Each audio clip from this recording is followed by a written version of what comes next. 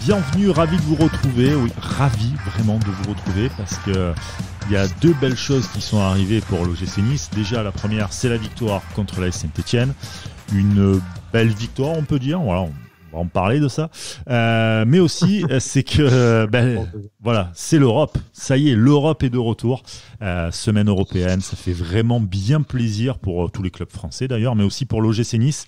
Et on va parler comme d'habitude avec Sky et Bada. Salut les gars. Salut les gars. Oui, salut tout le monde. Alors, quand je disais que c'était un bon match, c'est que Miziane a marqué, hein, les gars. Voilà, c'est juste par rapport à ça. Miziane t'a adoré. Sur une passe décisive de Ndoye, donc je pense que notre énorme troll de dernière émission avec Cédric sur une attaque Ndoye-Miziane est retombé rapidement à l'eau. Ça nous apprendra, on a été médisants. Mais cette passe décisive quand même, hein, attention. Hein. La passe décisive digne de Wagué pour Dolberg. Non, mais néanmoins, il a vraiment cherché à centrer, on va pas refaire le débat. Quand même. Néanmoins, 3-1, score... acceptable, le score, je parle. Bon, voilà, dans le jeu, il y a eu quand même du mieux. C'est pas excellent, il y a du mieux. Est-ce qu'on a le droit de dire que c'est mieux sans être satisfaisant, Cédric? Ah non, c'est pas depuis ce grand jour de dispute entre nous, ce qui n'était jamais arrivé auparavant, je choisis mieux mes mots. Non, mais bien sûr qu'il y a eu du mieux la première mi-temps. La première mi-temps a été, on l'a dit, hein, très bonne, hein, on l'a dit sur Twitter, tout ça, elle a été très très bonne la première mi-temps. Après, ce qui peut un peu inquiéter entre guillemets, c'est que l'entrée d'un joueur en soi, Bouanga, en deuxième mi-temps, nous a mis la misère en fait, tout seul apparemment. Nous a complètement fait changer de dispositif, nous a fait reculer, on a eu peur quoi, et ça a fait vraiment deux mi-temps distinctes où la deuxième on a subi énormément. Mais donc, comme d'hab avec l'OGC Nice, enfin, on joue toujours qu'une seule mi-temps ou qu'une seule demi-heure. Est-ce que c'est vraiment l'entrée de Bouanga qui a... Moi, je suis pas vraiment convaincu que ce soit l'entrée de Bouanga qui a métamorphosé l'équipe de Saint-Etienne. Je pense surtout que une fois n'est pas coutume, et vraiment loin de moi l'idée de le blâmer, mais Benitez relance le match. Ah oui, complètement. Avec sa quête, voilà, c'est bon. En plus, pour le coup, ça ne nous empêche pas de gagner et tout, donc c'est même pas un reproche que je lui ferai par rapport au nombre de points qu'il nous a fait gagner. Mais c'est Benitez qui relance le match davantage que Bouanga. Et malgré ça, même s'ils ont eu la possession du ballon, ils n'ont pas non plus des occasions énormes, oui. Parce que c'est Saint-Etienne et qu'ils sont nuls. Et moi, je pense que tu n'as pas cette erreur de Benitez. Tu ronronnes la deuxième mi-temps, mais jamais tu te sens menacé. C'est juste la réduction de l'écart qui fait que tu as une analyse un peu plus compliquée sur la deuxième mi-temps, mais même si c'était pas spécialement bon, tu étais face à une équipe inoffensive en face. Ouais, en fait, avant l'erreur de Benitez, c'est vrai que, comme tu l'as dit, Saint-Etienne, ils sont rentrés en deuxième mi-temps avec d'autres intentions et tout. Mais voilà, autant c'est un passage d'un quart d'heure, s'il n'y a pas la bourde de Benitez, ça retombe et le match il termine. Le match en pantoufle des deux côtés. Voilà, exactement. Donc voilà, je pense qu'il y a la petite bourde de Benitez qui est sans conséquence du coup, mais qui doit y jouer un petit peu. Mais voilà, il faudra quand même. Comme on l'a dit, c'est un peu récurrent le fait de jouer 30-45 minutes par match. Voilà, il va falloir que ça s'améliore là-dessus aussi, notamment, on va en parler après en Europa League, hein, parce que ça pardonnera pas sûrement de jouer qu'une mi-temps sur deux. Ça c'est quasi sûr et certain même. Hein. Les matchs à haute intensité, les mecs ils vont se faire rouler dessus comme des rouleaux compresseurs. Hein. Ça va être incroyable. Ah, c'est pour ça. Donc voilà. Après, au niveau comptable, au niveau des points, on peut être que content. On est cinquième. Personne n'avait parié ça avant le match. Enfin, il me semble dans nos paris. J'avais vu le match avant-match. Voilà, personne n'avait parié victoire. Quoi. Donc, non, mais de toute façon, comptablement, aller gagner à Saint-Etienne, on l'a quand même pas souvent fait. Donc bon, même si après. Forcément, saison après saison, les équipes sont différentes. Il y a peut-être on a sûrement affronté des Saint-Etienne meilleurs que ça par le passé, mais enfin, on n'a pas toujours été gagné à Saint-Etienne. Là, tu prends 3 points. Peut-être que ça te répare 2 points que tu as pu perdre un peu plus facilement dans les dernières journées. Tu te positionnes un peu dans le top 5-6, même si ça veut rien dire au mois d'octobre, mais bon. Oui, mais quand même, ça fait la confiance. C'est con à dire, voilà, mais c'est de la confiance. Voilà. Et c'est ce que je disais en off, c'est qu'au moment où tu vas enchaîner avec l'Europe et ce marathon de match, vaut mieux l'avoir pris dans ce sens-là, la confiance, que de t'être pris 3-1. Exactement. Et te dire qu'en fait, même sur la scène nationale, t'es déjà pas au niveau. Exactement. Loin déjà, et même nous, inconsciemment, même si on va parler un peu du contenu, c'était insuffisant dans certains domaines, tout ça. On n'a pas trouvé un grand OGC Nice, et je pense qu'on va tous parier défaite face à Leverkusen. Mais tu as un peu plus envie d'y croire, et tu te dis, bon, on a vu des choses intéressantes, et peut-être que à force de dire émission après émission qu'on a vu un peu plus de trucs intéressant sans que ce soit non plus bon, et ben peut-être que dans 2 semaines, 1 mois, 3 mois, on est sur peut-être qu'on est sur une dynamique positive. Peut-être que ça va exploser en vol. Mais là, maintenant, j'ai plus envie d'y croire que de me scarifier. Et c'est déjà un gros progrès depuis 2 ans. On va arrêter l'émission là. C'est tellement beau qu'au bout de 5 minutes. Merci. C'est tellement beau, on peut s'arrêter là. Non, mais voilà, même comme l'a dit Vieira, c'est un peu une phrase bateau, mais tu travailles forcément mieux après avoir gagné. Évidemment. Donc voilà, c'est bien. Je pense qu'on aurait tous signé après cette journée d'avoir 4 victoires et un nul et être 4e, ou 5e avec 13 points. Donc voilà, c'est très très bien. Ça enclenche en plus, comme on l'a dit, un gros marathon de 7 matchs. Donc voilà, forcément, tu débutes avec une victoire qui plus est à l'extérieur et à Saint-Etienne. C'est que positif. Parce que moi j'entends l'argument que oui, c'est un Saint-Etienne qui est en déliquescence, ils n'ont pas gagné un match. Enfin, tout ce qu'on avait vu avec Alex dans l'avant-match et qui nous disait je crois que vous nous surestimez, peut-être qu'on les a un peu surestimés, c'est vrai. Mais en attendant, c'est déjà historiquement face à ce genre d'équipe cadavérique, on a plutôt tendance à les relancer qu'à les achever. Donc si on peut changer ça déjà cette saison, moi je trouve que c'est bien. Et si tu prends un maximum de points face à toutes ces équipes qui vont terminer entre 8 et 20, tu as toutes les chances de faire une très bonne saison et d'être dans le top 5. Donc après, tu pourras perdre des points face à des gros clubs. Tu ne seras pas obligé d'aller faire l'exploit face à tes concurrents directs. Tu pourras peut-être te contenter d'un nul à la maison si tu as fait 100% des points, si tu as pris 4 points face à toutes les autres équipes, quoi. Donc franchement, c'est certes un peu tôt dans la saison pour faire un point comptable, mais en enchaînant ce genre de match, le match à Strasbourg, tout ça, c'est des points qu'après tu as pu apprendre face à Paris, face à Marseille, face à Monaco. Et si tu les prends face à ces grosses équipes, c'est ce qui risque de te faire basculer vraiment dans le côté européen de la force. Après, quand tu dis qu'ils peuvent laisser des points contre les grosses équipes, etc., si tu veux jouer l'Europe, si tu veux faire partie des cadors, tu dois gagner ces matchs-là. Hein.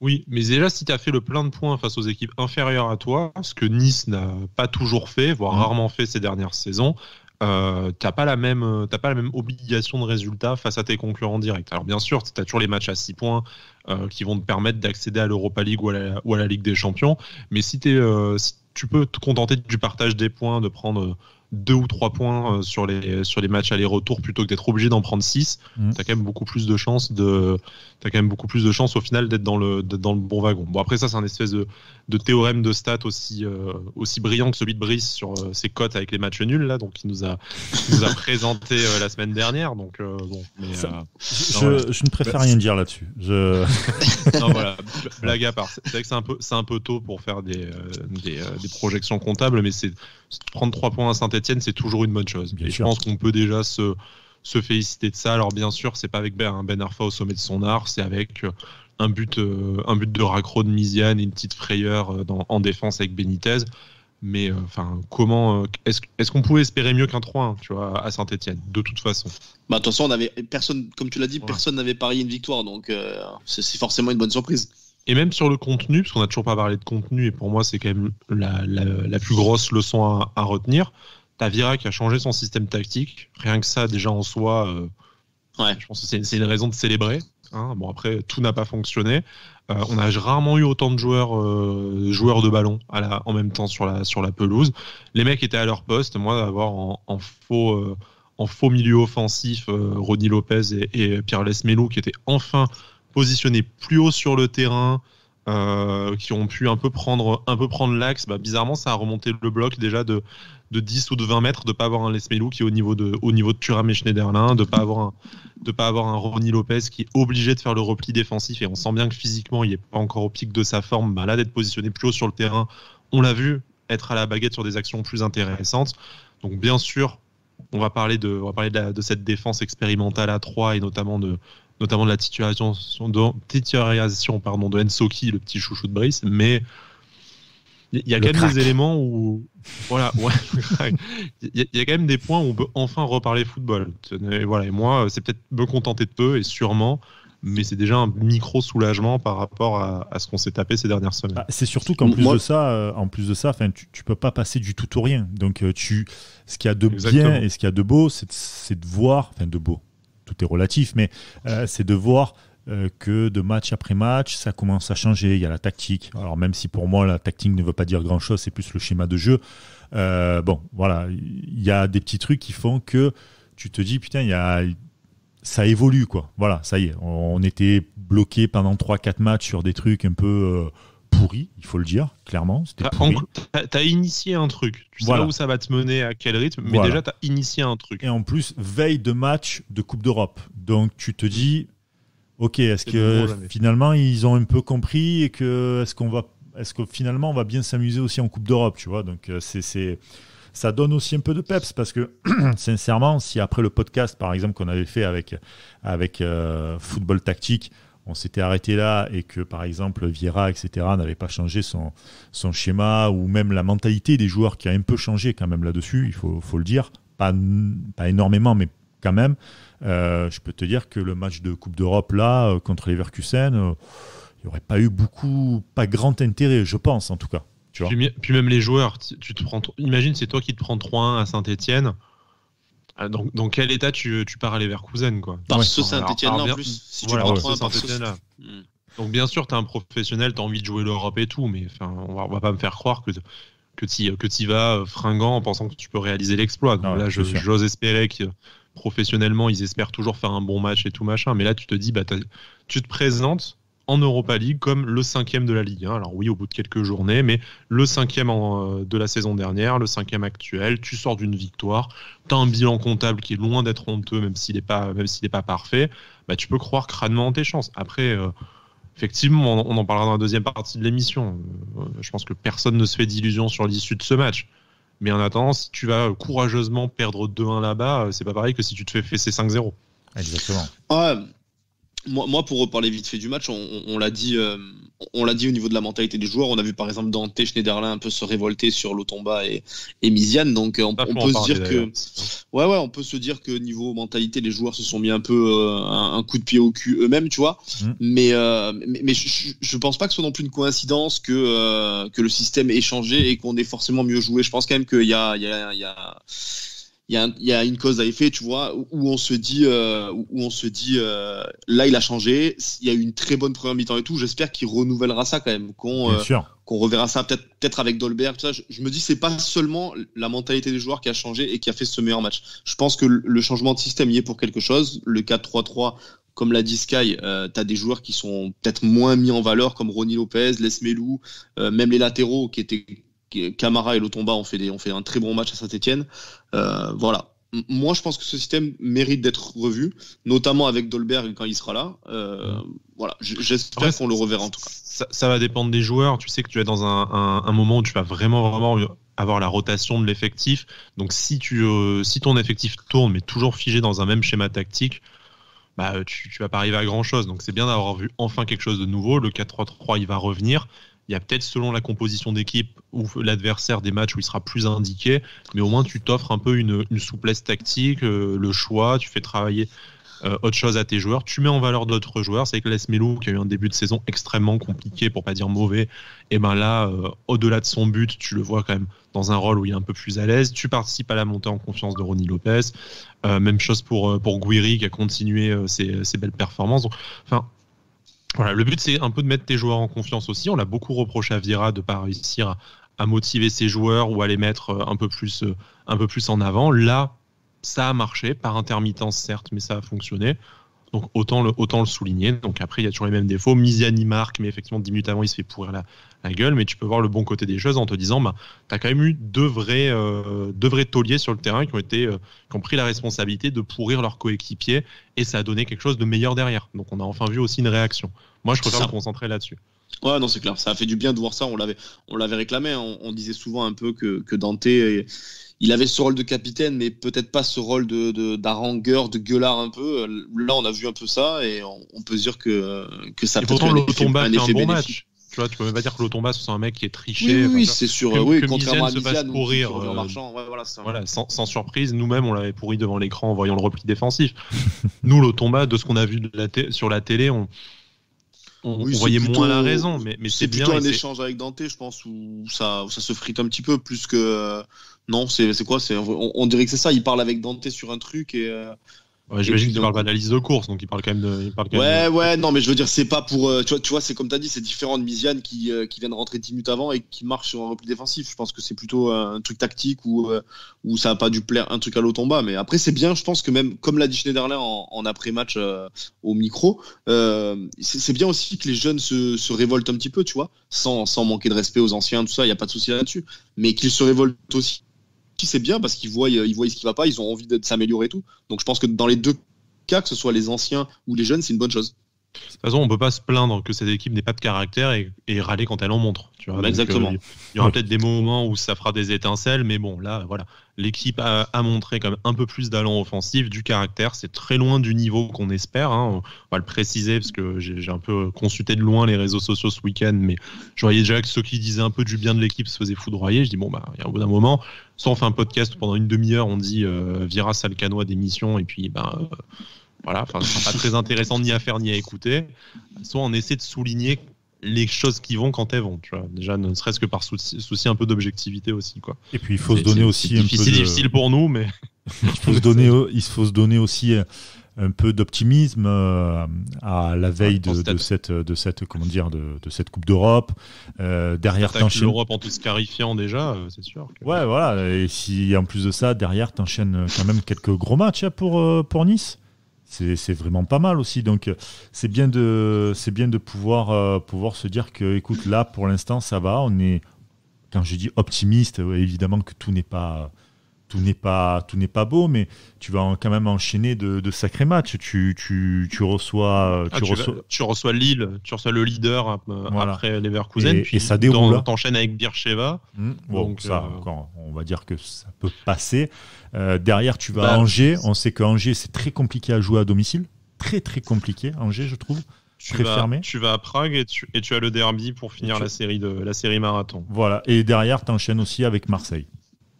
C'est ça. Voilà. Marseille, puis 3 matchs à l'extérieur. 3 matchs à domicile, par contre, après. Ça va faire du bien, ça. Ouais. J'espère que Dijon sera toujours aussi dans la sauce qu'ils le sont là actuellement. Donc, non, mais de toute façon, voilà, il faut prendre les matchs les uns après les autres sans vraiment voir vraiment plus loin et tout. Mais voilà, il y a quand même des coups à faire, même si là, on va passer sur l'Europa League avec Leverkusen où ça va probablement être compliqué.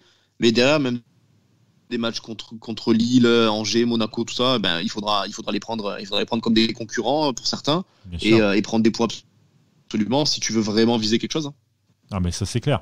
Et d'ailleurs, tu parlais de Leverkusen et tout, on va en parler quand même, les gars, parce que ça y est, c'est le match, gros match quand même, parce que tu attaques directement par un gros morceau. Les Leverkusen qui sont vraiment habitués aux compétitions continentales, tout comme d'ailleurs le Slavia Prague.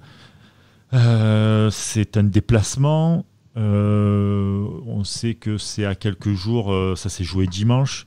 Le dernier match pour l'OGC Nice. Là, t'enchaînes donc le jeudi, déplacement à Leverkusen, et ensuite tu reçois Lille.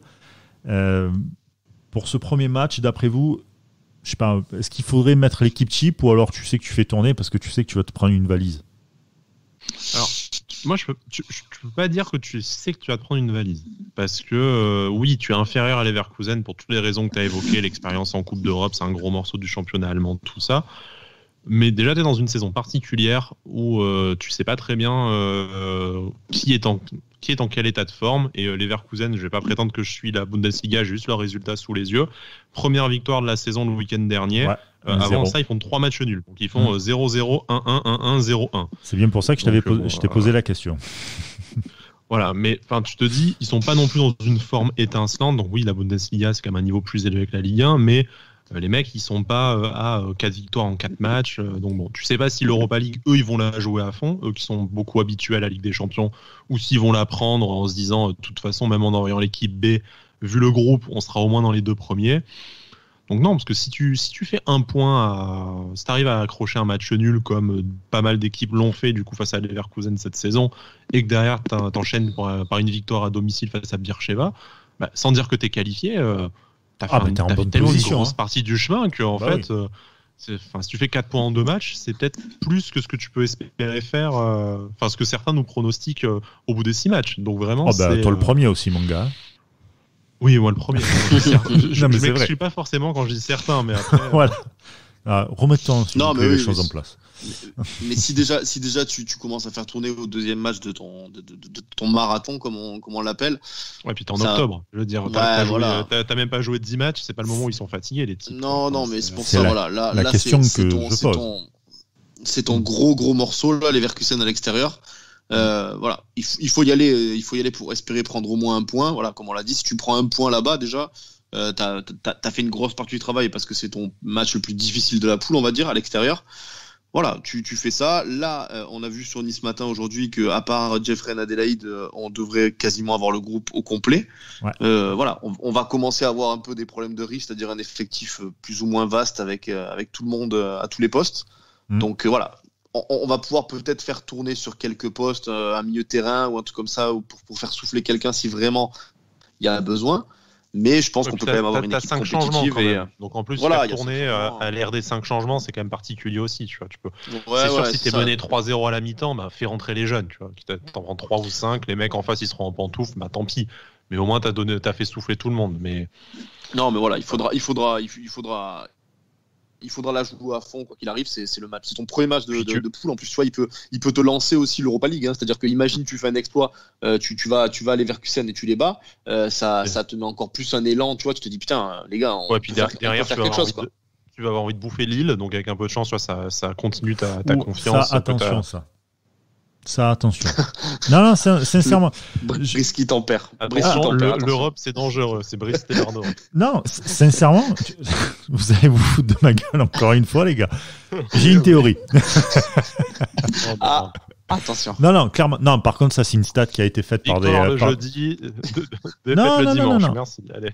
Attention, les matchs, c'est juste ça. C'est que les matchs que tu joues le jeudi, où tu te déplaces, toi en plus, tu vas le refaire le dimanche. Généralement, en plus de ça, il n'y a plus de matchs il n'y a plus de matchs. Nice n'a pas joué des matchs à 21h le dimanche.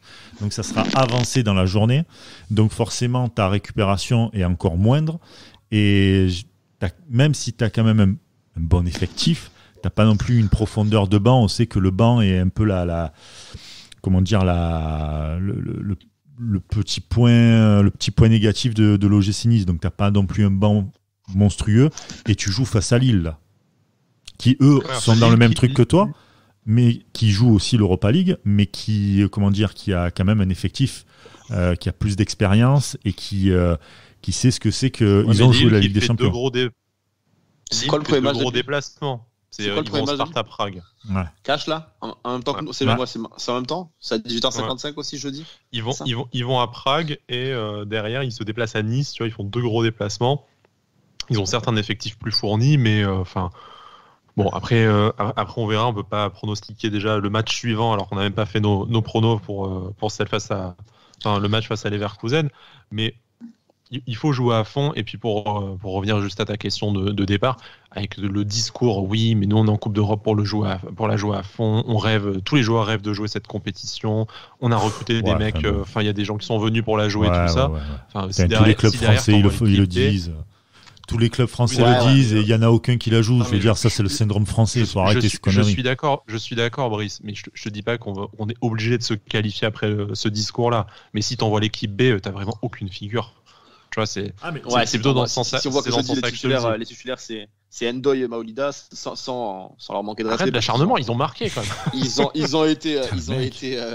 nous donnent la victoire au chaudron. Ouais, voilà, c'est ça. Non, mais voilà, sans dire ça. Mais si jeudi sont titulaires, tu vois ce que je veux dire, on va quand même se mouiller la nuque, je pense. On va dire, ouais, c'est une blague quand même. D'ailleurs, à votre avis, ça va être quoi les principaux changements par rapport à Saint-Étienne? Est-ce que Ensoki, par exemple, évidemment, il reste pour préserver Pellemar? Oui. Non, mais déjà, est-ce que la compo, parce que le problème, c'est que à 3 derrière ou en 4-3-3, par exemple, tu pourras pas mettre les mêmes joueurs. Tu pourras pas jouer avec autant de joueurs comme on a joué à la Saint-Étienne. Est-ce que tu reviens pas à Dante Pellemar que t'as usé, et du coup, tu sors Bambou et Ensoki du 11 ou enfin? Jamais de la vie. Jamais de la vie, parce que ça a marché. Tu viens de casser, contre Saint-Étienne, tu as cassé une routine tactique, une routine, une routine tout simplement dans la vie des joueurs, et ça a fonctionné. Tu es là dans un match où tu te dois de le jouer à fond, tu vas pas recasser quelque chose. Alors je veux bien qu'il faut s'adapter. Tu connais pas Vieira, toi. Oui, d'accord, mais non, mais je c'est vrai veux que bien ça a marché à Saint-Étienne, pourquoi changer, quoi. Pourquoi changer et le pire, c'est que c'est pas ça a marché. Il y a eu du mieux. Tu vois une équipe un peu plus solidaire qui se bouge un peu, bon même un peu trop parfois parce que j'avais l'impression de voir un match de MMA à un moment donné, mais Non, c'est de la bonne agressivité, ça t'a permis de contenir le score aussi. Ouais, un peu trop. Enfin voilà, après je trouve que c'était trop parfois. Voilà, mais après chacun est libre de penser comme il veut, il y a pas de souci. Ce que je veux dire, c'est que tu vas pas, tu viens de casser une routine, tu viens de faire un petit choc.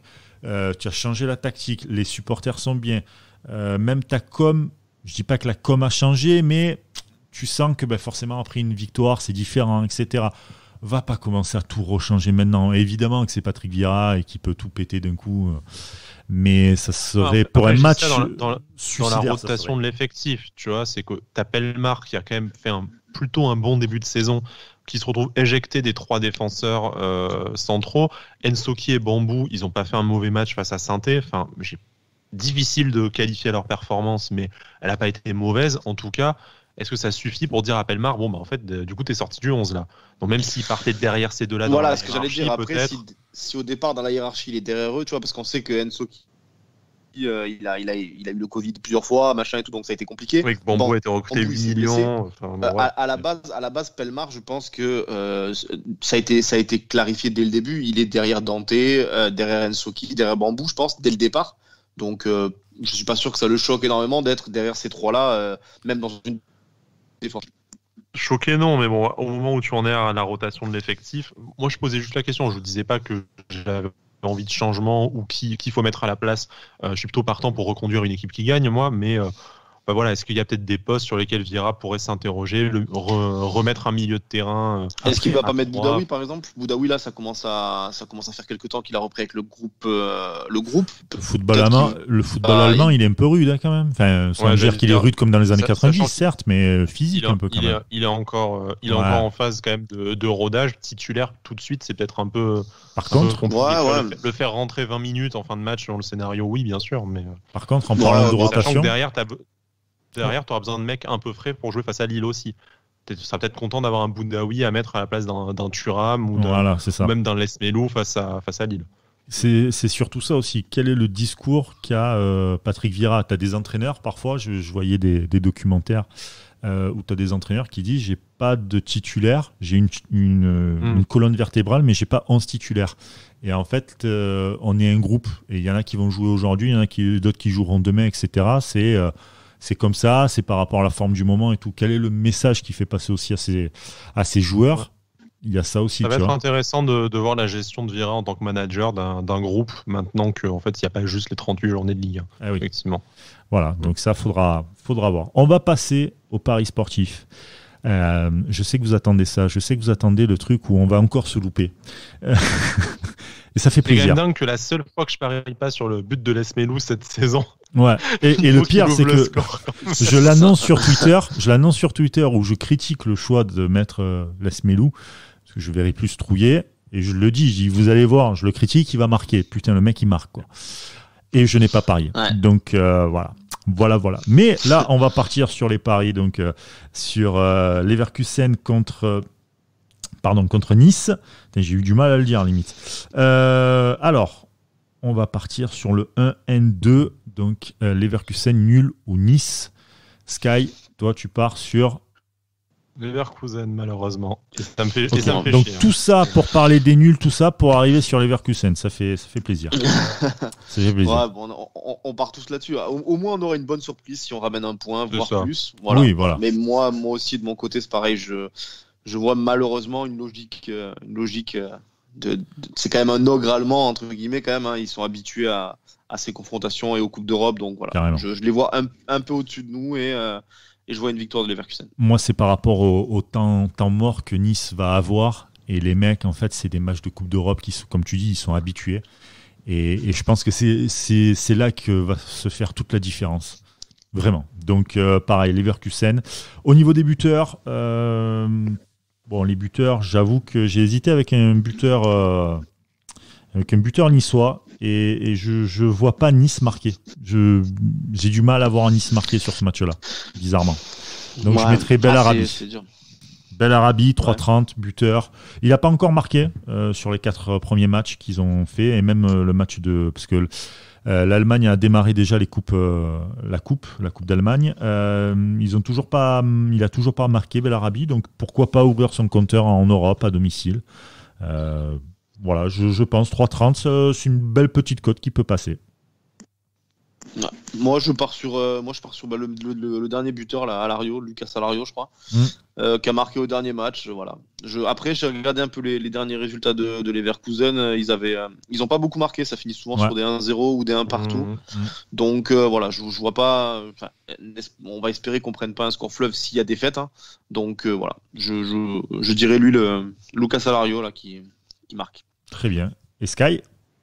Eh ben moi je vais faire totalement au contraire de toi, Brice. Je pense que Nice va marquer parce qu'on a quand même une satisfaction cette saison, c'est l'attaque. On a encore vu 3 buts, donc malgré le scénario du match, voilà, mettre 3 buts à Saint-Étienne, on a mis 2 à Nantes, on a mis 1 à Montpellier. Enfin bon, je ne fais pas l'historique de la saison, mais on a marqué quasiment à tous les matchs et souvent plusieurs buts. Donc je pense qu'on va réussir à marquer là-bas.